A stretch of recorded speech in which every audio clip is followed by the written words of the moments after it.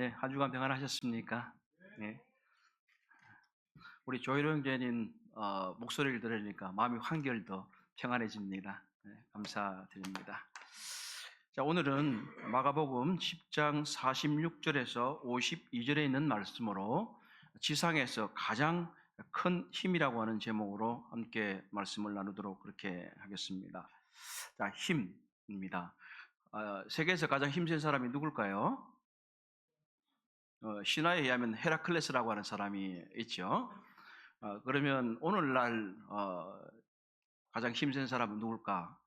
제가 역도 선수들을 좀 생각을 해봤습니다. 역도에는요, 인상과 용상이라고 하는 두 가지 종목이 있습니다. 인상이라고 하는 것은 뭐 올린다는 뜻이기도 하겠지만 잡아챈다는 뜻이거든요, 사실은. 그래서 많은 이 앉은 자세에서 역기를 머리로 이렇게 올렸다가 팍 일어나면서 쫙 올리는 그런 경기예요. 그리고 이제 용상이라고 하는 건 이게 가슴 위로 이렇게 올린 다음에 이제 그 다음에 머리로 올렸다가 앉은 자세에서 쫙 다시 일어서면서 이제 다리를 쫙 폈다 한 번 더 이렇게 올리는 그런 경기예요. 이제 한번 인터넷 같은데 그림을 찾아보시면 제가 설명만으로는 잘 이해가 안 되실 텐데 어쨌든 이 두 경기를 하는 데 있는데요.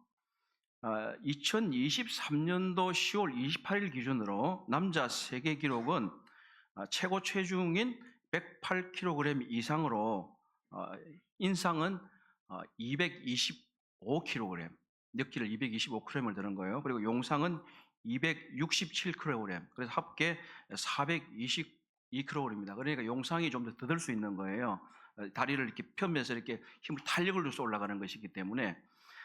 여자의 경우에는요, 우리 지금 현재 문화체육부 제2차관으로 있는 장미란 선수가 있었습니다. 이분이 2008년도 베이징 올림픽에서 여자 75kg 이상에서 인상 140kg, 용상 186kg을 돌려서 종전 세계 신기록보다 3.5kg이 많은 합계 326kg으로 우승을 했었습니다.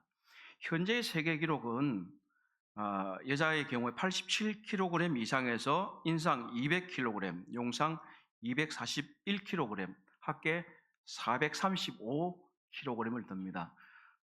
형제 자매님들 몇 킬로 들으실 수 있어요? 10kg? 뭐 요즘 그 사람들이 뭐라고 하냐면 뭐 친다 이러더라고요. 그걸 올리는 거를 뭐 이렇게 아령을 친다 그러던가 뭐 하여튼 간에 뭐 리프트를 친다 이렇게 얘기를 하더라고요. 몇 킬로를 피실 수 있어요? 헬스 다니시는 분 있으십니까? 뭐 없으신가 봐요. 잘 모르시는 거 보니까. 저는 별로 못 들어요. 사람이 이렇게 한 200kg 이상을 들 수 있다는 것은 굉장히 힘이 센 거죠. 그래서 우리가 우리나라 말에 역사라는 말을 하잖아요. 역사. 힘이 센 사람을 역사다 이렇게 얘기를 하는데, 사실 이 사람이 들 수 있는 것은 한 몇백 킬로그램 정도예요. 그런데 이것보다도 훨씬 더 큰 힘이 성경에 소개되고 있습니다. 그 힘은 무엇일까요? 마태복음 21장 21절에 이렇게 말씀하십니다. 세 번역입니다. 예수께서 그들에게 말씀하셨다. 내가 진정으로 너희에게 말한다. 너희가 믿고 의심하지 않으면 이 무화과 나무의 한 일을 너희도 할 수 있을 뿐 아니라 이 산들어 들려서 바다에 빠지라고 말해도 그렇게 될 것이다. 자, 사람은 인상이든 용상이든 약 한 200kg을 들 수 있습니다. 그런데 성경에서 말하는 예수께서 말하는 믿음은 뭐예요? 산들어 들려서 빠져라 그래도 될 수가 있어요. 이 기중기라고 그러기도 하고 크레인이라고도 합니다. 그 중에서 이 골리앗 크레인이라고 혹시 들어보셨는지 모르겠어요. 골리앗 크레인이 들 수 있는 게 지금 한국에 현재까지 나와 있는 거는 한 3,000톤 정도를 들 수 있답니다. 3,000톤? 그러면 이 산이 몇 톤 될까요? 가늠하기가 힘들죠. 그렇다면 이 믿음보다 큰 힘은 이 세상에 아무것도 없습니다. 이 지상에서 가장 큰 힘은 바로 예수 그리스도를 믿는 사람들의 믿음인 것입니다. 이 믿음이 우리의 삶에서 어떤 역할을 할 수 있는지를 이 오늘 본문을 통해서 함께 보도록 하겠습니다. 먼저 마가복음 10장 46절에서 48절의 말씀은 믿음은 우선 우리가 이러한 믿음은 은혜를 구하는 데 주저하지 않는다는 것입니다. 자, 우리 함께 46절에서 48절 마가복음 10장 46, 48절 함께 읽어보겠습니다. 시작. 그들이 여리고에 이르렀더니 그래서 제자들과 허다한 무리와 함께 여리고에서 나가실 때에 디메오의 아들인 맹인 거지 바디메오가 길가에 앉았다가 나사렛 예수시란 말을 듣고 소리질러 이르되 다윗의 자손 예수여 나를 불쌍히 여기소서 하거늘 많은 사람이 꾸짖어 잠잠하라 하되 그가 더욱 크게 소리질러 이르되 다윗의 자손이여 나를 불쌍히 여기소서 하는지라. 오늘 사실 조금 전에 부른 찬송은 이러한 마음을 좀 담아서 함께 부르기를 원했습니다. 우리가 은혜 보좌 앞에 나갈 때에 우리 주님이 우리를 들으신다고 하는 사실입니다. 소경 바디메오는 이와 같이 그의 믿음을 가지고 예수 그리스도의 은혜를 구하는데 주저하지 않고 그분에게로 나아간 것을 우리가 보게 됩니다. 46절에 보게 되면 여리고라는 지명이 나오게 되죠. 사실 이때 당시에는 예루살렘으로 올라가는 길에 있는 도시가 여리고인데요. 예루살렘에서 북동쪽으로 약 30km 정도 떨어져 있는 곳입니다. 여리고는 굉장히 오래된 도시입니다. 약 기원전 9000년 정도에 생긴 도시로 알려지고 있습니다.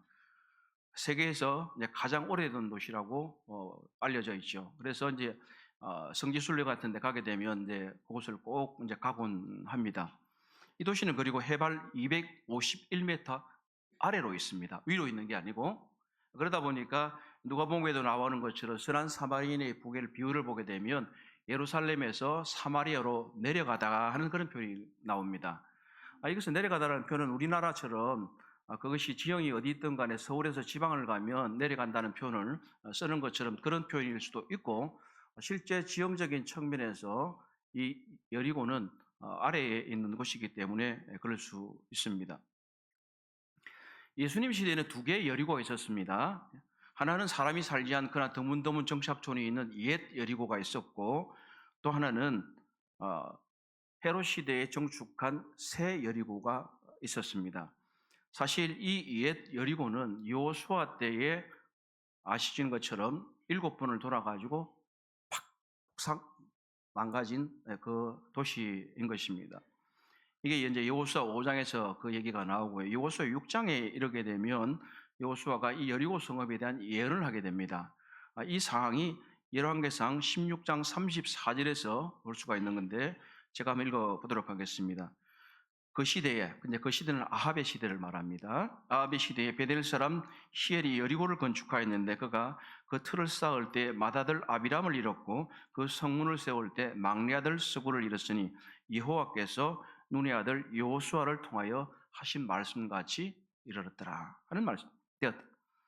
이렇기 때문에 이 여리고는 당시에 옛 도시는 건축될 수가 없었습니다. 그래서 이 헤롯 때에 크게 정축이 된 신도시가 약 2km 정도 남쪽으로 건축이 되어 있었습니다.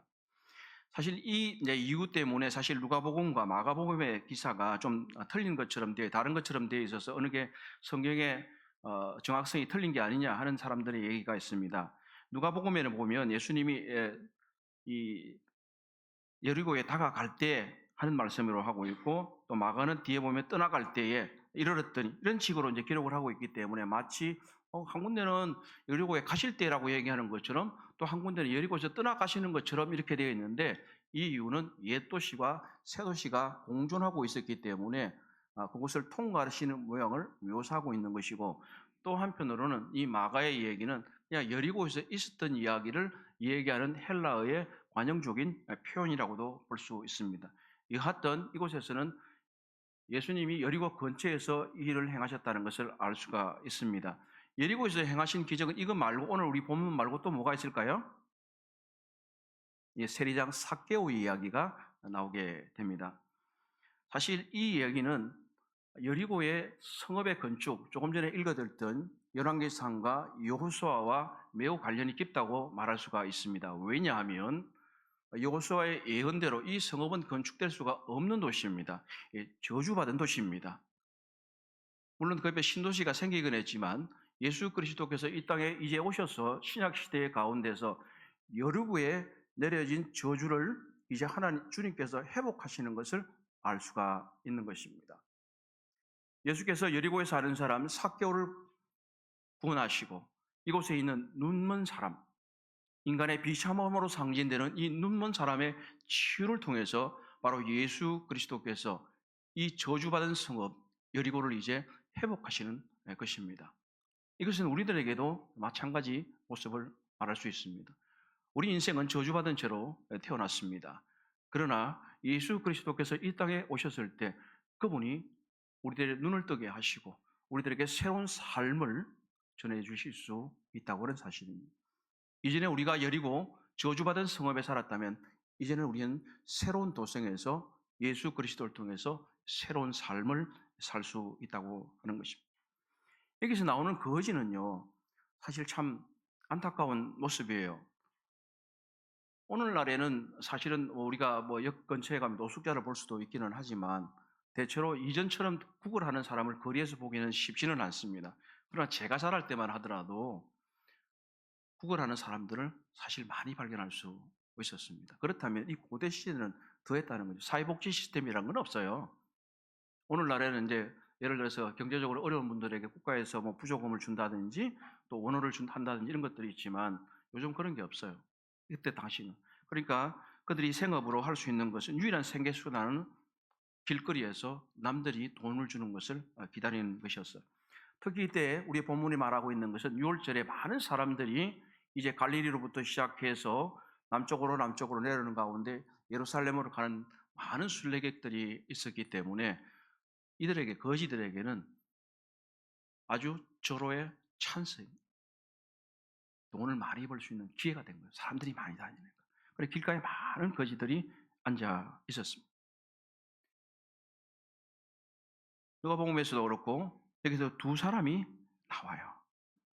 그런데 그 중에 한 사람인 바디메오라는 이름이 등장하게 됩니다.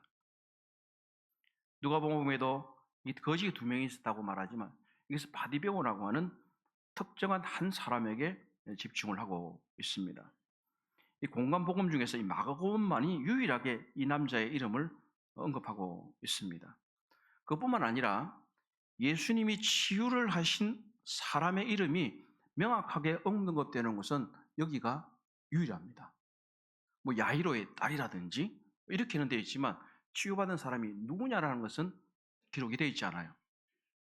이것은 특별히 이 마가복음의 저자가 기록자가 이 사람에게 매우 특별한 관심을 가지고 있다는 것을 의미할 뿐만 아니라 이 사람이 사실은 지난번에도 우리가 서신서를 통해서 나타나는 이름들을 보면서 구레네 사람의 아들 누구 루포 이런 얘기가 나오잖아요. 그 사람 얘기는 그분이 그리스도인들이 되어서 초기 교회 시대에 있었다고 하는 것이고 또 이 사람들이 알려진 사람이라고 하는 것을 얘기하고 있는 거예요.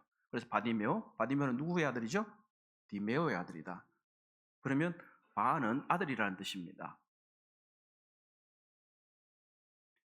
그래서 디메오든 바디메오든 누구 둘 다 초기 교회에 알려진 사람들이라고 하는 것을 말해요. 다시 말하면 이들의 간증을 통해서 초기 기독교 공동체가 도움을 받고 있었고 유익을 얻고 있다는 사실을 알려주는 것이에요. 자, 이러한 경우에 47절에 보게 되면 이러한 거지, 맹인 거지. 자, 이 표현들은 요즘은 이런 표현들을 쓰면은 차별적인 단어를 쓴다고 해서 좀 문제가 돼요. 근데 성경에 있는 용어이기 때문에 저는 그대로 지금 사용하려고 합니다. 47절에 보면 그가 나사렛 사람 예수가 지나가신다는 말을 듣고 다윗의 자손 예수여 나를 불쌍히 여겨 주십시오 라고 크게 소리 지릅니다. 다윗의 아들은요 마태복음에서 가장 많이 등장하는 말이고 예수님이 메시아라고 하는 것, 다윗의 계통을 잇는 메시아라고 하는 중요한 말씀입니다. 그런데 지금 이 마가복음의 경우에서 지금 이 순간까지 올 때까지는 다윗의 자손이라는 용어가 이 마가복음에서는 한 번도 나오지를 않습니다. 그리고 마가복음에서 유일하게 이곳 말고 다윗의 자손이라고 하는 임금은 마가복음 11장에 가게 되면 12장 35절에 가게 되면 예수 그리스도께서 자신을 언급하면서 어떻게 메시아가 다윗의 자손이라고 말할 수 있겠느냐, 그가 주가 됐는데, 이렇게 얘기를 하면 반문을 하시는 장면이 나와요. 거기서 유일하게 언급되는 것 말고는 없어요. 자, 이것은 왜 그런가 하면 매우 중요한 의미를 가지게 되는데, 이제 11장에 들어가게 되면 예수님이 예루살렘에 입성을 하십니다. 그분은 다윗의 자손으로서 이제 메시아로서 고난을 당하시게 된 것입니다. 그래서 그곳에 가기 전에 이 맹인 거지의 입을 통해서 바로 예수 그리스도가 다윗의 자손으로서의 메시아라고 하는 것을 공공연히 선포하는 것입니다. 그래서 이 마가복음의 독자들이 예수가 메시아라는 것을 알고 준비하도록 돕는 역할을 하는 것이 이 내러티브, 서사의 목적이기도 합니다. 거짓임에도 불구하고 이 사람은 놀라운 영적 통찰력을 가지고 있었던 거예요. 두 번이나 다윗의 자손 예수여 나를 도우소서, 나를 불쌍히 여기소서.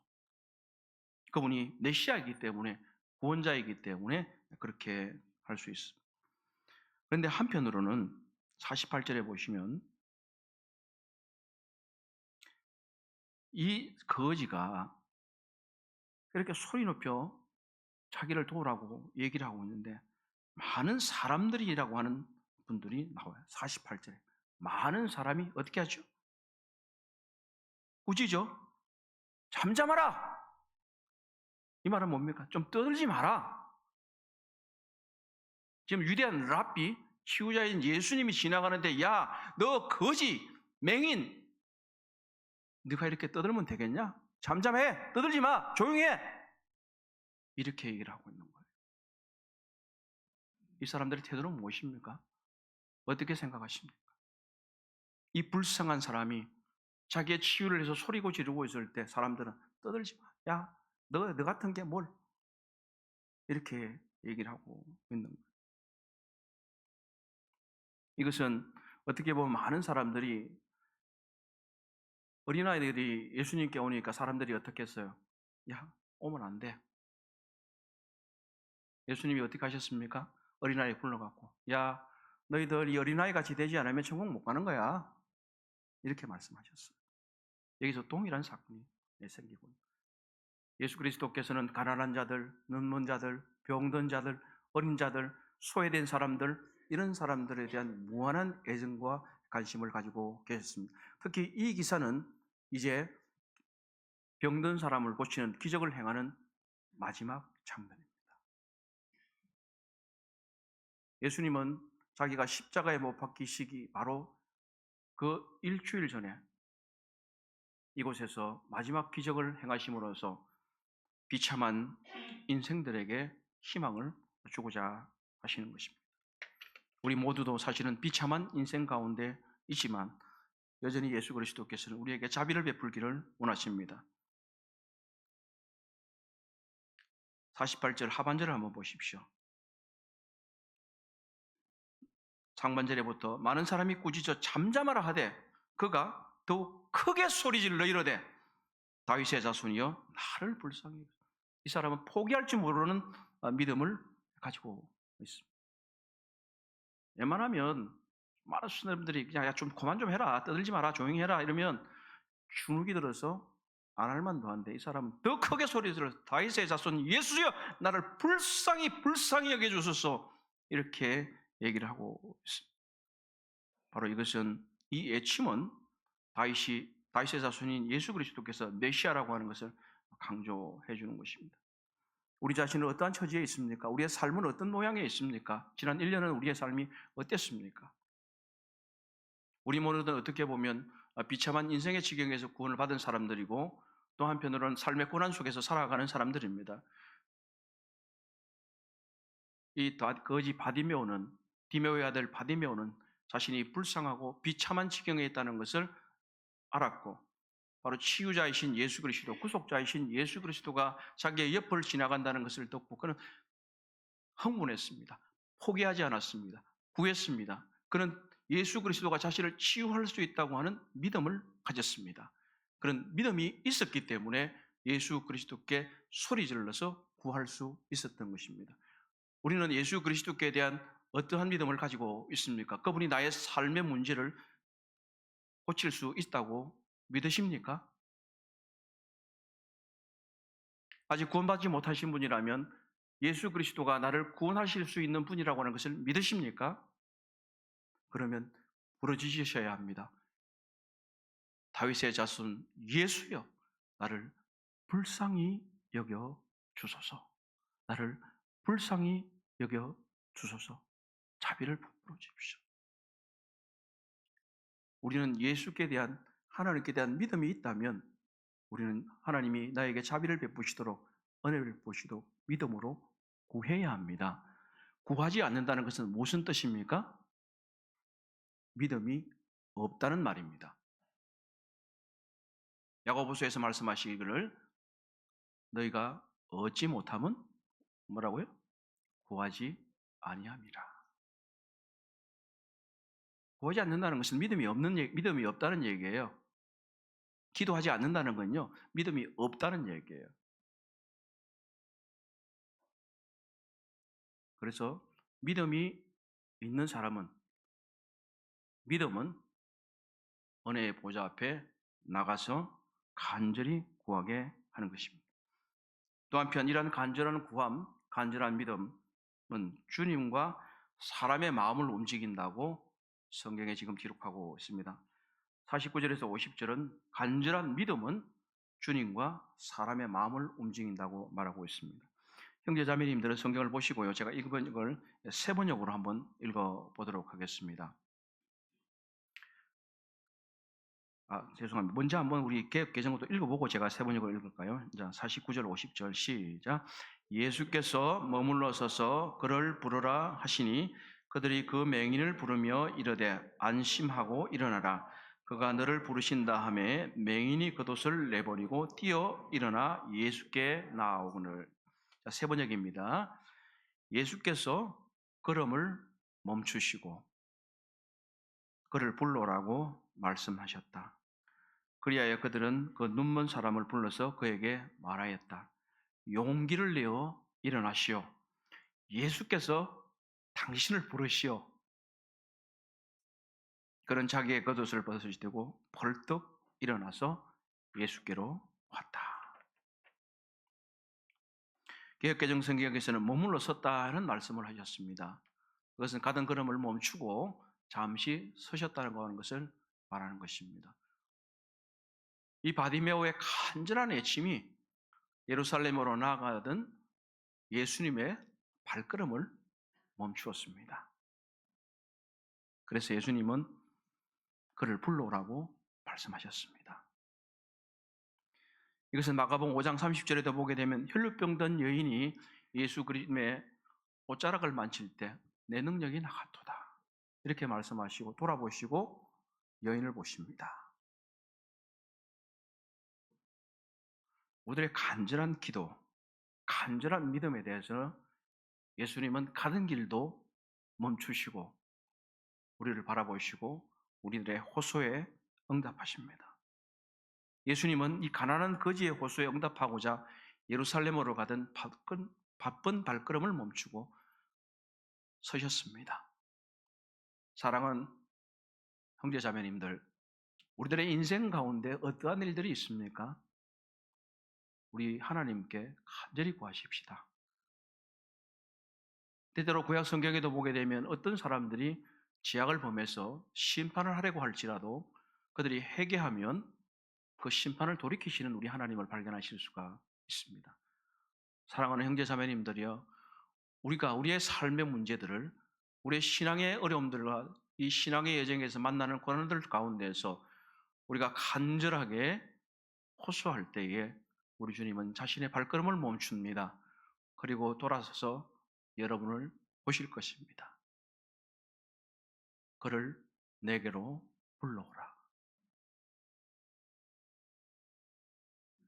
예수님께서 이렇게 말씀하시자 이 거지 바디메오를 비난하던 사람들도 이제 태도가 바뀝니다.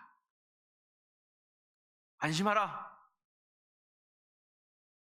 그가 너를 부르신다. 이렇게 하며 예수님에게로 그를 이끌어 갑니다. 개역개정에서는 안심하다라는 표현이 있었고 세번역에서는 용기를 내어라 이렇게 말하고 있는 것입니다. 이것은 이 동사는 신약 성경에서 7번이 나옵니다. 이곳을 제외하고는 모두가 다 예수님이 이 말씀을 하셨습니다. 안심하라. 예를 들어서 작은 자야 안심하라. 내 죄의 사함을 받았느니라. 마태복음 9장 2절. 그리고 폭풍 가운데 있는 제자들에게 나오셨을 때 예수님이 말씀하신 말씀. 안심하라. 내니 두려워하지 말라. 이곳에서는 군중들이 안심하라고 이 거짓 바디메오에게 말했지만 이 예수 그리스도의 마음이 사실 이 거짓 바디메오에게 전해진 것이 아닐까요? 안심하십시오. 두려워하지 마십시오. 용기를 내십시오. 예수가 우리를 부릅니다. 왜요? 치유해 주기 위해서.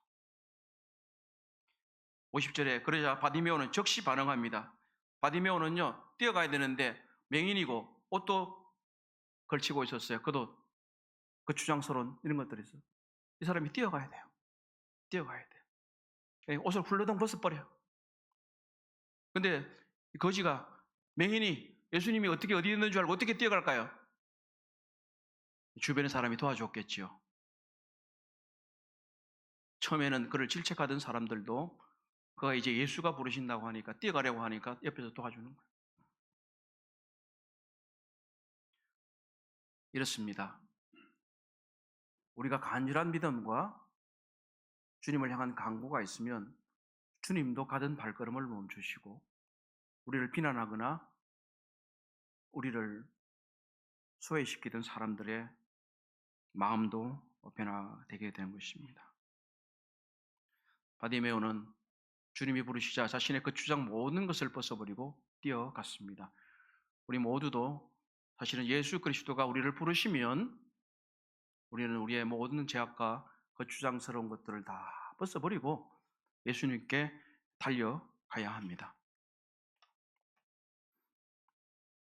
바디메오는 간절한 믿음을 가지고 예수의 자비에 호소했습니다.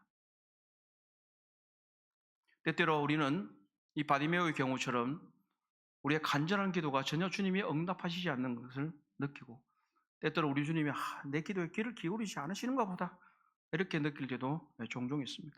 어떤 때는 함께 믿는 동료 그리스도인조차도 우리의 간절한 믿음을 하찮게 여길 때도 있습니다. 야 그러면 된다고 되겠어 너?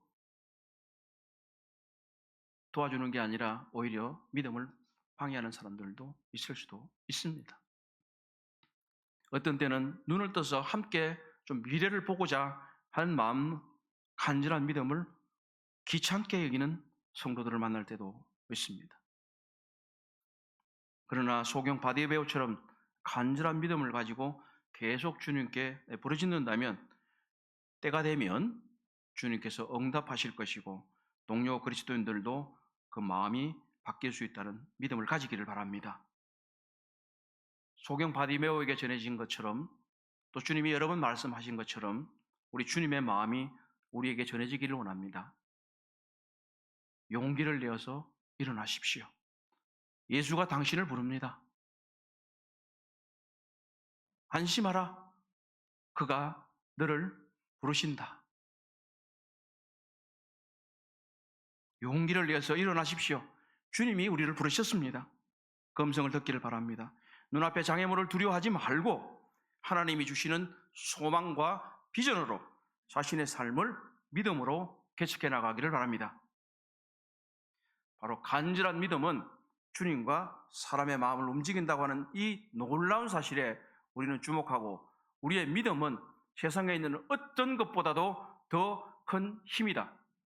산들어 들려서 빠지라고 해도 빠지는 것이 우리의 믿음의 힘입니다. 마지막으로 세 번째, 올바른 믿음은 은혜의 보좌를 움직이는 힘이라고 하는 것을 더욱더 강력하게 말하고 있습니다. 10장 51절에서 52절은 올바른 믿음은 은혜의 보좌를 움직이는 힘이다. 우리 함께 51절과 52절을 읽겠습니다. 시작. 예수께서 말씀하여 이르시되 내게 무엇을 하여 주기를 원하느냐? 행인이 이르시되 선생님이여 보기를 원하나이다. 예수께서 이르시되 가라 내 믿음이 너를 구원하였느니라 하시니 그가 곧 보게 되어 예수를 길에서 따르니라.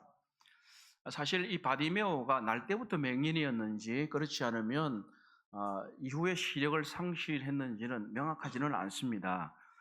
지금 우리 이제 개혁 개정 성경에서는 이제 보게 되었다는 말만 있지만 다른 그리스 사본에 보게 되면 다시 보게 되었다는 내용들도 가끔씩 등장을 하게 됩니다. 그렇다면 아마 이 바디메오는 날 때부터 눈먼 자는 아니었던 것 같습니다. 자, 이것은 어떻게 보면 이 말씀을 왜 드리게 되냐면, 자, 날 때부터 맹인이었던 사람과, 잘 한번 들어보십시오. 그리고 처음에는 볼 수 있었습니다. 그런데 나중에 눈이 멀었습니다. 자, 어떤 사람이 더 간절할까요? 예, 처음에 봤는데 나중에 맹인이 된 사람은요, 더 간절한 마음이 있는 거예요. 왜? 처음부터 안 들리거나 처음부터 안 보이는 사람은 사실은 그 세계가 어떤 세계인지도 잘 알 수가 없어요. 그렇죠? 그런데 원래는 볼 수 있었어요. 그런데 다시 눈이 멀었어요. 그러면 더 그 간절함이라고 하는 것은 이루 말할 수가 없는 거예요. 사랑하는 형제 자매님들, 우리 신앙이 회복되기를 원합니까? 처음부터 어떻게 보면 우리는 신앙생활에 있어서 조금 떨어지지 않았을 수도 있어요. 구원받았을 때 정말 열심으로 신앙생활하는 분들이 많이 있었어요. 그런데 시간이 가면서 어떻게 보면 그 길에서 이탈하는 분들도 있습니다. 내가 다시 보기를 원합니다. 내가 다시 회복하기를 원합니다.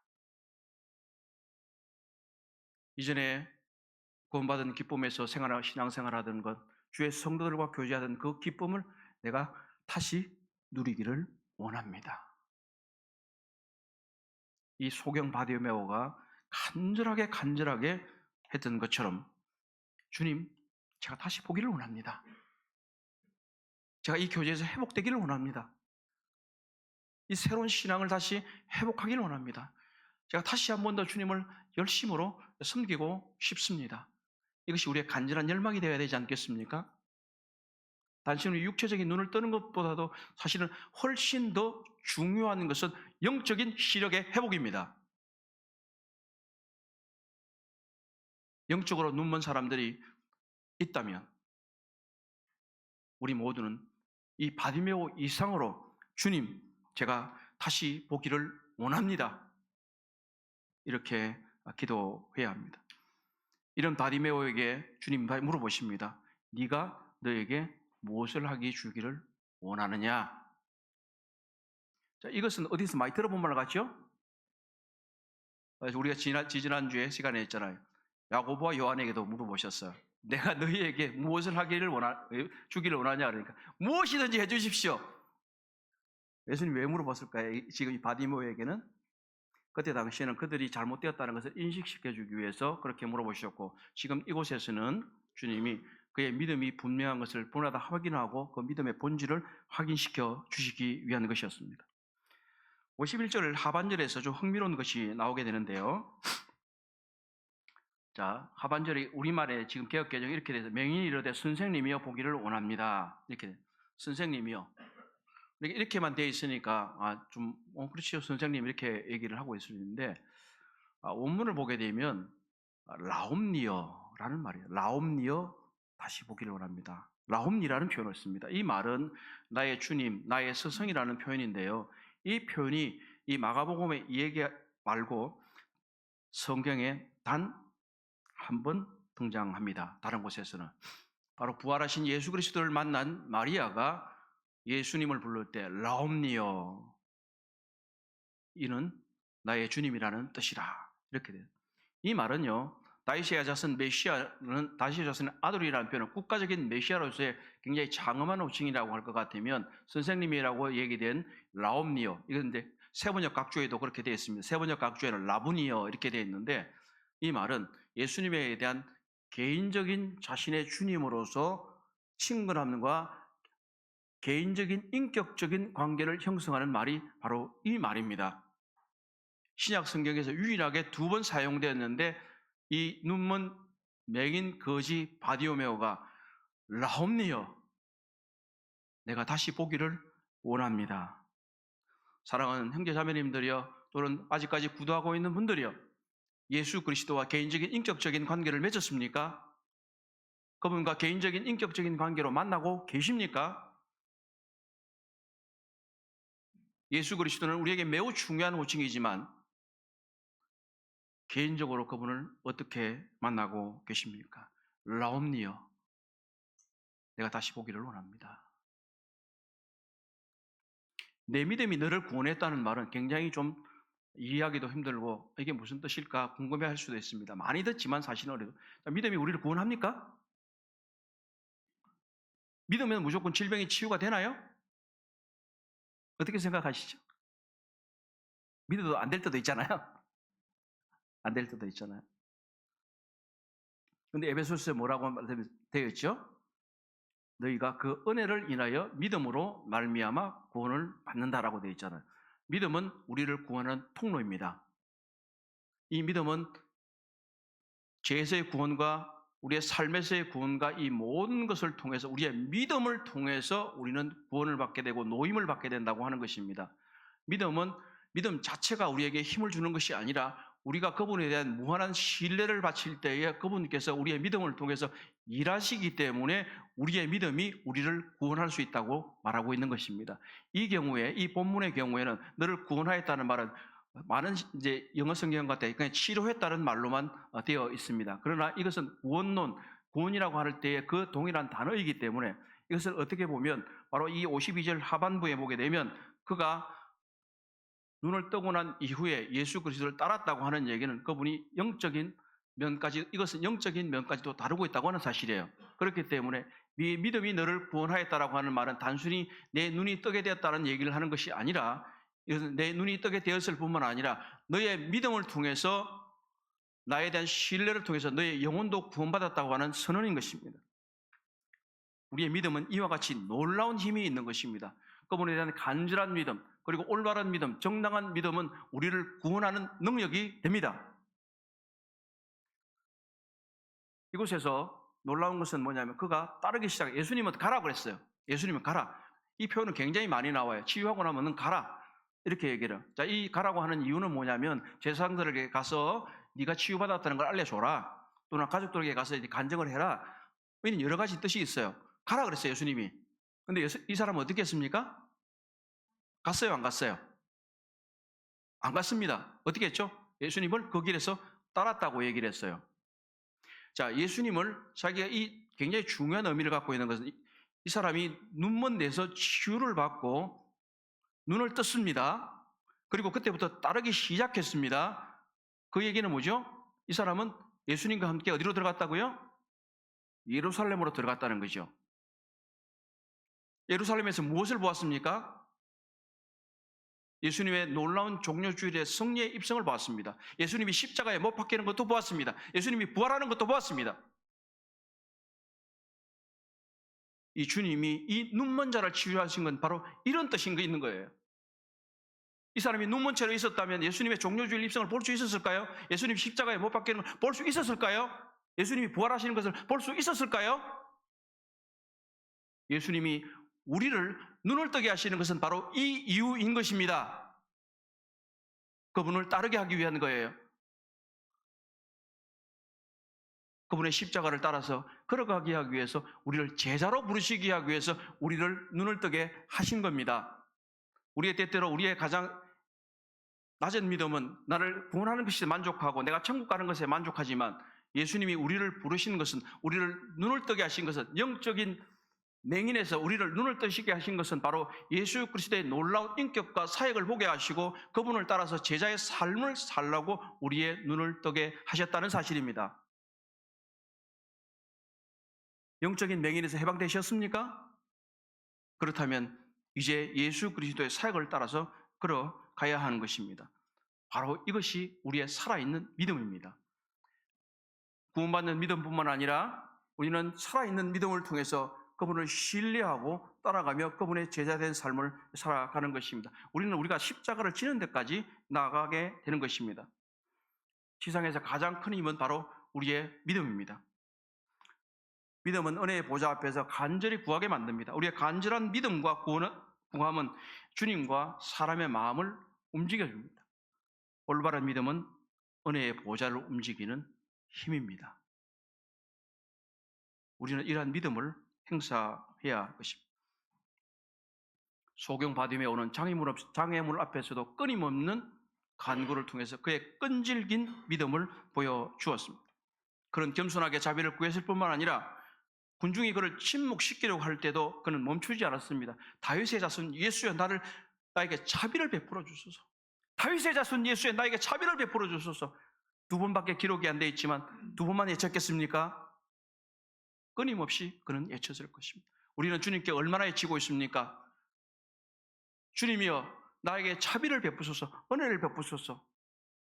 이 마가복음에서 수많은 일들이 이 장애에도 불구하고 믿음을 행사하는 사람들을 볼 수가 있습니다. 사지가 마비된 사람들의 친구는 지붕을 뚫고 내려서 자기 친구를 구원하게 했습니다. 혈루병 여인은 예수님의 옷자락만 만져도 내가 구원받겠다라고 끈질기게 그에게 나갔습니다. 야이로 따른 죽음의 소식에 야이로는 내게 사람들이 예수님을 괴롭히지 말아라 이미 죽었다 라고 할 때도 야이로는 믿음을 행사했습니다. 수로보그에게 얘기는 어땠습니까? 예수님이 모욕을 주면서 자녀의 떡을 개에게 던져주는 것이 마땅하지 않다 이렇게까지 할 때도 그는 끈질기게 구했습니다. 그럴 때 예수님께서는 그에게 응답하셨습니다. 귀신 들린 소년의 아버지는 예수님의 치유 능력에 대해서 사람들이 말할 때 자신의 믿음을 부족한 것을 도와주십시오라고 말하면서 끈질기게 구했습니다. 우리는 얼마나 끈질기게 구하고 있습니까? 하나님께 간구하고 있습니까? 이 성경의 인물들이 얘기하고 있는 간절한 마음, 간절한 믿음, 이것이 우리에게 필요하지 않겠습니까? 우리에게 인내하는 믿음뿐만 아니라 우리는 모든 것을 버리고 기꺼이 따르겠다는 바로 이 바디메오 같은 믿음도 가져야 합니다. 야고보와 요한은 자신들이 예수님의 좌편과 우편에 앉아야 된다고 하는 그런 황당한 요구를 했지만 이 사람은 주님, 제가 다시 보기를 원합니다. 다시 보기를 원합니다. 주님, 제 삶을 회복하기를 원합니다. 다시 주님 앞에서 올바르게 서기를 원합니다. 이것이 우리들의 소원이 되어야 되지 않겠습니까? 주님, 제가 주님의 제자로 살기를 원합니다. 이것이 우리의 소원이 되어야 되지 않겠습니까? 진정한 제자도는 하나님의 방식으로 세상을 바라보는 것입니다. 그가 눈을 떴을 때는 자신의 옛날의 방식이 아니라 예수 그리스도가 그에게 주신 광명한 눈으로 세상을 바라보는 것이었습니다. 바로 그분의 목적과 뜻에 따라서 우리의 삶을 복종시켜야 합니다. 주님에 대한 간절하고 올바른 믿음은 나 자신과 가정과 교회와 이 사회와 국가를 변화시키는 세상에서 가장 큰 힘입니다. 우리가 이 큰 힘을 창고에 넣어둬야 되겠습니까? 이 큰 힘이 주어졌는데 창고에 처박아 놓고 쓰지 않는다면 주님을 무시하는 것입니다. 우리에게 주신 이 세상에서 가장 큰 힘, 믿음을 통해서 나 자신이 변화되고 나의 가정이 변화되고 우리의 교회가 변화되고 우리의 사회가 변화되고 우리의 국가가 변화되는 우리들의 믿음이 되기를 원합니다. 기도하겠습니다.